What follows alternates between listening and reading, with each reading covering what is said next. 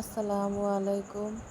আমি আজকে জিলাপি তৈরি করে দেখাবো। এখানে আমি ১ কাপ চিনি, ১ কাপের অর্ধেক পানি নিয়ে ভালো করে গরম করে জাল করে একটা বলক আসা মাত্রই অল্প একটু লেবুর রস, একটু ফুড কালার দিয়ে দিলাম।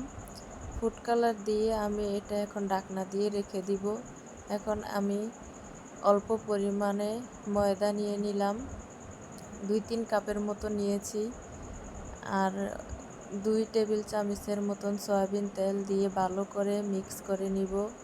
মিক্সটা একটু ভালো করে করতে হবে। তারপরে আমি বেকিং সোডার বদলে এখানে একটা ইনুর প্যাকেট দিয়ে দিলাম। ইনুটো বেকিং সোডার মতনই কাজ করে তাই। আর পরিমাণ মতন পানি দিয়ে ভালো করে মেখে নিলাম। মেখে নেওয়ার পরে যদি এইরকমভাবে ডোটা তৈরি হয় তাহলে বুঝবেন যে পারফেক্ট। এখন আমি জিপার ব্যাগের ভিতরে ময়দার ডোটা নিয়ে নিলাম। ভালো করে বেঁধে নিয়ে অল্প একটু ছিদ্র করে কেটে নিয়েছি। দেখুন, জিলাপিটা গরম তেলে দিতে হবে, তাহলে জিলাপিটা সাথে সাথেই ফুলে উঠবে। দেখেন কত সুন্দর করে উঠে গেছে। এখন জিলাপিটা ভালো করে ভেজে নিয়ে আমি শিরাতে দিয়ে আবার সাথে সাথে তুলে নিব। বেশিক্ষণ রাখলে বেশি নরম হয়ে যাওয়ার সম্ভাবনা থাকে, তাই আমি সাথে সাথে উঠিয়ে নিলাম। মাশাআল্লাহ, আমার জিলাপিগুলো অনেক সুন্দর হয়েছে।